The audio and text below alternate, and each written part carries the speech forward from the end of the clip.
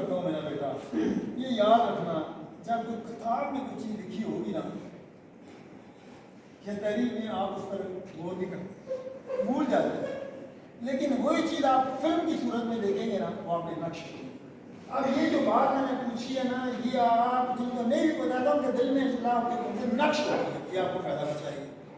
اور بات وہ یہ ہے کہ نبی پاک محمد مصطفیٰ صلی اللہ علیہ وسلم کی عمر مبارک 40 برس انہوں نے پتہ کیا کیا؟ Character building. جب دنیا میں تشریف لائے معجزات ہوئے، لیکن انہوں نے اپنے منہ سے نہیں کہا حضرت عیسیٰ کی طرح یا ان پرندوں کی طرح کہ میں نبی ہوں، بالکل نہیں کہا۔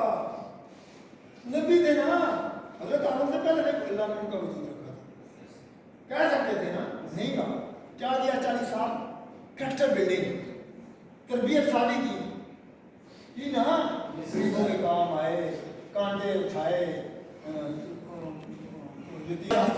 ہر چیز 40 سال، اور اتنے ظلم سے کہ مجھے اتفاق ہوا، قائد جب میں گزرتا تھا تو میں روتا تھا کہ آپ صلی اللہ علیہ وسلم نے ہمارے لیے، اگر آپ صلی اللہ علیہ وسلم نے کہتے ہیں سب کو مسلمان کر دے ہو جاتا، کہتے سب کو خفنا کر دے ہو جاتا، جیسے کہ ماضی میں بیان ایسے کیا نہیں، آنے کا مجھے اللہ تو نے رحمت للعالمین بنا دی، تو یہی ہوں گے جو تیرے نام لے ہوں گے۔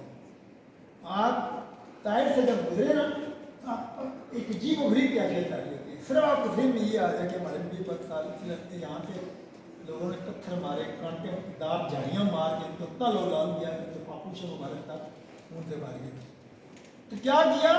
30 سال تک ثابت قدمی کے ساتھ، 40 سال تک ثابت قدمی کے ساتھ آپ نے کریکٹر بلڈنگ کی، اور پھر 40 سال کے بعد انہوں نے انہیں کو فالتو بنا کے کہا کہ میرے بارے میں تم رائے دو۔ وہ مشہور واقعہ ہے کہ میں کہا کہ میں کہوں کہ ان پہاڑوں کے پیچھے کہا کہ آپ پر دشمن حملہ کرنا ہوتا ہے، کہا آپ صادق اور امین ہیں، ماننے والے تو نیا ماننے والے تو کوئی تھے، لیکن سب نے کہا آپ سچے ہیں، صادق ہیں اور امین ہیں، آپ سچ کہتے ہیں۔ اس وقت کہا کہ مجھے اللہ نے تمہارے اوپر رسول بنا کے دیا۔ یعنی کہ کریکٹر بلڈنگ کی اتنی اہمیت ہے، اتنی اہمیت ہے۔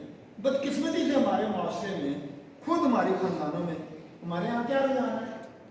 اول تو یہ کہتے ہیں کہ بیٹا ہے، ٹھیک ہے بیٹا تو بیٹی کے نام پر مجھا جاتا ہے، حالانکہ تو مسلمان ہمیں ایسے نہیں کرنا چاہیے، لیکن چلے بیٹا بھی مان لیا، بیٹا دے بھی بولنے کے بعد جو ادھر بڑا ہوتے ہیں سر بات یہی ہے نا، یہ بات غلط ہے، یہی ہمیں مروا رہی ہے، ہمیں دین سے دور کر رہی ہے، اصل قائد سے دور کر رہی ہے۔ دیکھیں میرا بیٹا، اگر سارے افسر بن جاتے تو میرا اور آپ کا یہ گھر کون بناتا، یہ اسکول کون بناتا؟ اگر سارے ہی راج مزدور بن جاتے تو یہ اوبر گاڑی والا کون ہوتا، یہ دکان میں بیٹھا دکاندار بن جاتے، اور سارے ہی دکاندار وہ بن جاتے تو سردان کون بنتا اور ڈاکٹر کون بنتا؟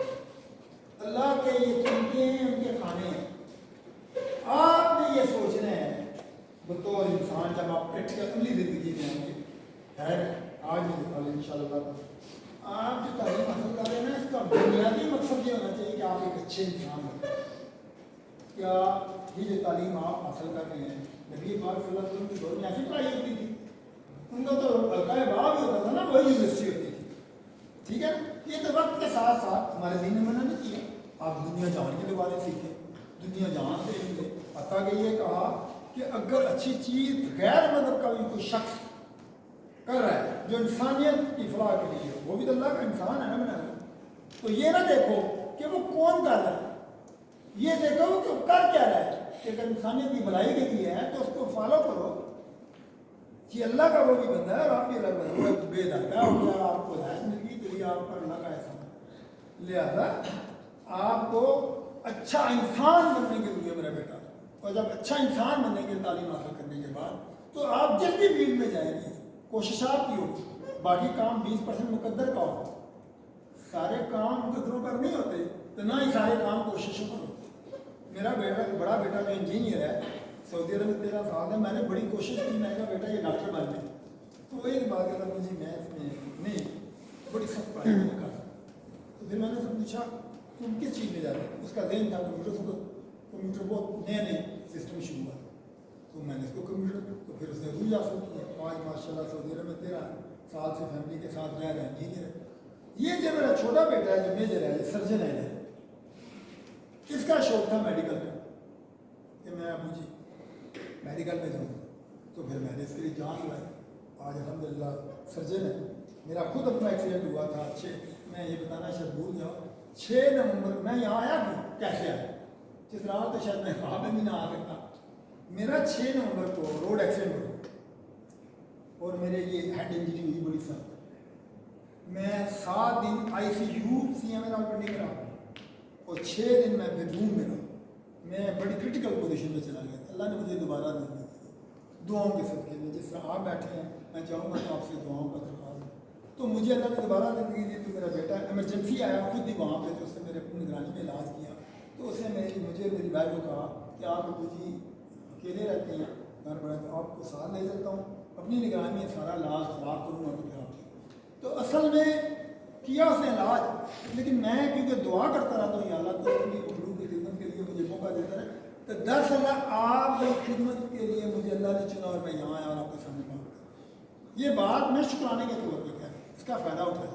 मैंने आज भी बताया, शायद आपको तो मेरे मजबूत नहीं बता, आपको बताता मैंने आपके चित्राल के लिए अल्हम्दुलिल्लाह 3 अखबारों का भी कॉलम लिखा, उसको दुनिया में हाईलाइट किया और जाके फिर जब वापस जाऊँगा इस्लामाबाद 10-15 दिनों बाद, इंशाअल्लाह मैं अपने चित्राल को, ये मेरा चित्राल है, तो मैं तो यहाँ देख के आना है कि खुश भी हूँ, लोगों से मिलकर भी खुश हूँ, इसको और हाईलाइट ये शुक्राने के तौर पर कह रहा हूँ।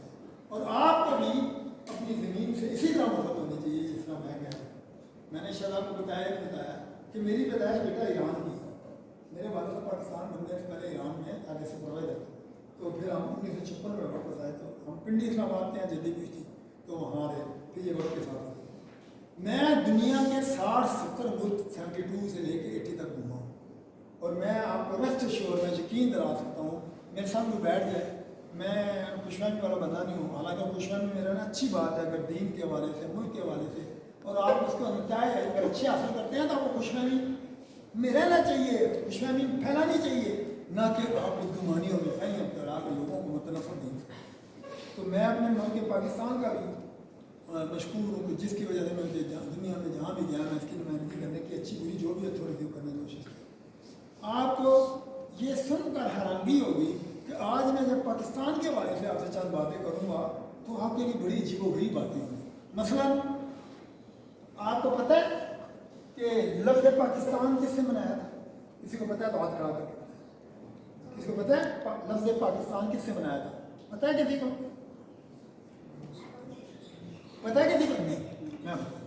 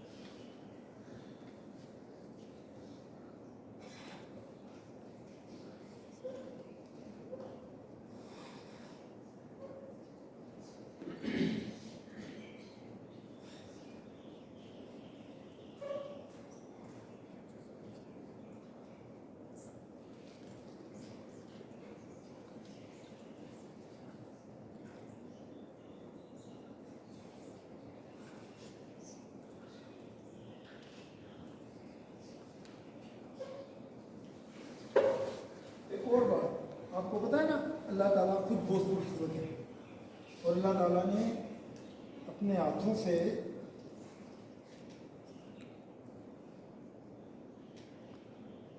इंसान को बनाया। तो फिर अल्लाह जब खूबसूरत है तो अल्लाह का बंदा भी तो खूबसूरत होना चाहिए ना, तो है। तो हमें गुफ्तगू भी खूबसूरत करनी चाहिए, खुद भी खूबसूरत रहने की कोशिश करनी चाहिए। یہ اللہ کے شکرانوں میں سے یہ میں نے کیا لکھا ہے پاکستان. اب یہ چیز میں نے علیحدہ علیحدہ لکھی ہے یہ کیا ہے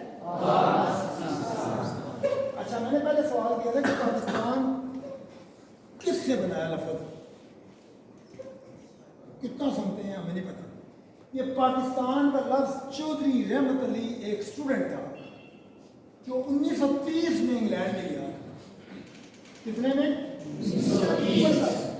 تو اس نے وہاں اس نے ذہن میں خیال آیا کہ انگریزوں نے مسلمانوں سے جو قرآن چھینی ہے مغلوں سے چھینی تھی نا تو اب وہ تو نہیں دیں گے ہندوؤں کے ساتھ ملے ہوئے تو ہمیں کوئی ضرور ایک ٹکڑا ملنا چاہیے جہاں ہم سب کٹھے مسلمان ہو جائیں اور اس کا نام پاکستان ہونا چاہیے آپ سمجھ رہے ہیں میری بات آپ نے یہ بات پہلے سنی ہے آپ دیکھیں کتنی بدقسمتی ہے یار کچھ شاید انگلش لٹریچر میں یہ باتیں ہوں تاکہ عام آدمی کو سمجھ نہ آئے کیونکہ ہم ہیں تو کالے غلام نا انگریزوں کے ابھی بھی اگر یہ بات نہ ہوتی تو اپنی یہ چیزیں لکھتے نا یہ جو پاکستان ہے یہ لفظ بنایا تھا چودھری رحمت علی جس کا تعلق گجرات سے تھا 1930 میں انگلینڈ میں پڑھنے کے لیے گیا اس کے ذہن میں خیال آیا اور اس نے پمفلٹ چھاپا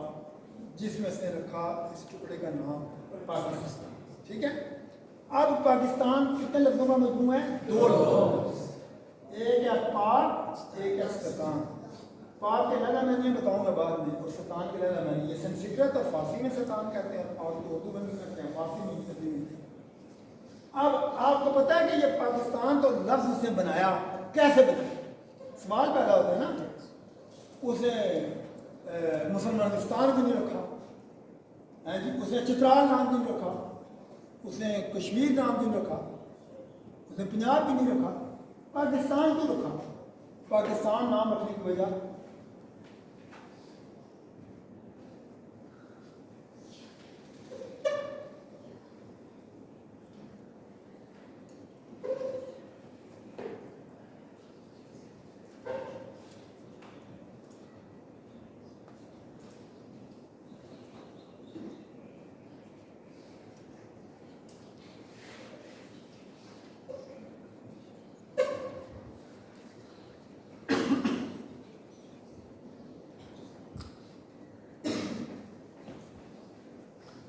یہ میں نے کیا لکھا ہے